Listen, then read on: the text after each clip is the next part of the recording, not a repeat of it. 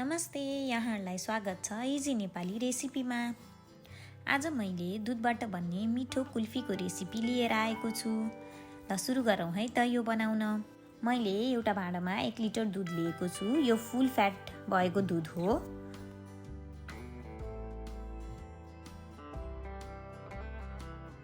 अब म हाई हिटमा दुधलाई उमाल्दै छु। दुध उम्लिसकेको छ। अब चाहिँ हिटलाई मिडियम बनाउनु पर्छ। अब 15 मिनेट दुधलाई पकाउने। बीचबीचमा तर लाग्न सक्छ, त्यसलाई पनि मिक्स गर्दै पकाउनु पर्छ।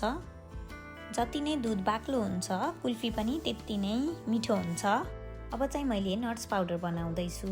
त्यसको लागि मैले काजु बदाम 15 ग्राम अनि पेस्ता 10 ग्राम जति लिएको छु। अब म यसलाई भुट्दै छु। ड्राई नट्सलाई भुट्दा यसमा भएको मोइस्चर हट्छ अनि राम्रोसँग पिसिन्छ अनि यो फाइन पाउडर बन्छ। अब म नट्सलाई एकैछिन सेलाउनलाई प्लेटमा राख्दै छु। नट्स सेलाइसकेको छ। अब म यसलाई ग्राइन्ड गर्दै छु। अब नट्स पिस्दा मैले 1 ठुलो चम्चा चिनीलाई पनि राख्दै छु।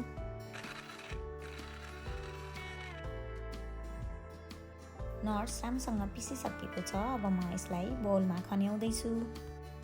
यसमा मैले हाफ कप मिल्क पाउडर पनि राख्दै छु। अब यो राम्रोसँग मिक्स गर्नुपर्छ। यो पाउडरलाई हामी एयरटाइट कन्टेनरमा स्टोर गरेर राख्न सक्छौँ अनि कुल्फी बनाउने बेलामा युज गर्न सक्छौँ। दुध पकाएको पनि 15 मिनेट भइसकेको छ। अब चिनी एड गर्नुपर्ने हुन्छ। चिनीलाई दुधमा एड गर्न पनि सकिन्छ, तर क्यारामेलले कुल्फी मिठो बनाउने हुँदा मैले चाहिँ क्यारामेल बनाएर राख्दैछु। मैले क्यारामेल बनाउन प्यान तताएँ अनि 1.5 ठुलो चम्चा चिनीलाई राखेँ।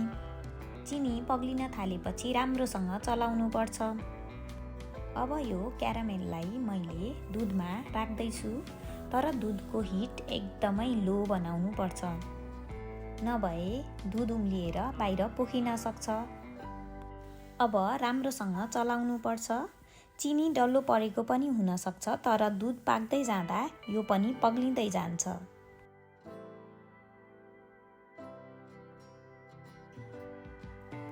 अब म अघि तयार गरिएको नट्स पाउडर राख्दैछु।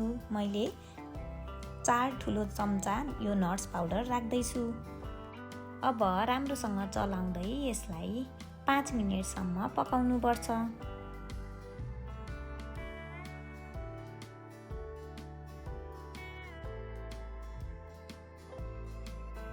यो राम्रोसँग पाकिसकेको छ अनि दुध बाक्लो भइसकेको छ।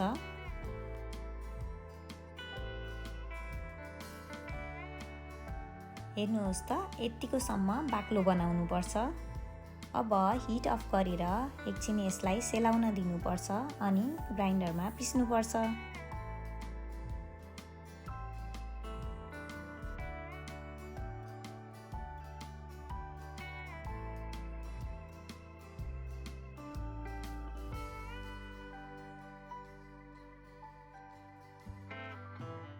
यो ग्राइन्ड गरेर स्मुथ पेस्ट भइसकेको छ। अब यसलाई हामी कुल्फी बनाउने मोल्डमा राख्दैछौँ।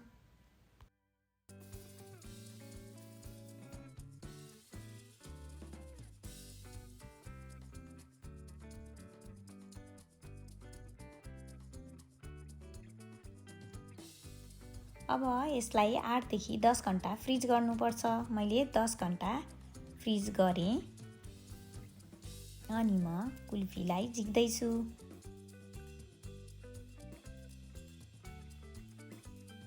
मिठो कुल्फी तयार भइसकेको छ। हजुरहरू पनि बनाएर खानुहोस् है त।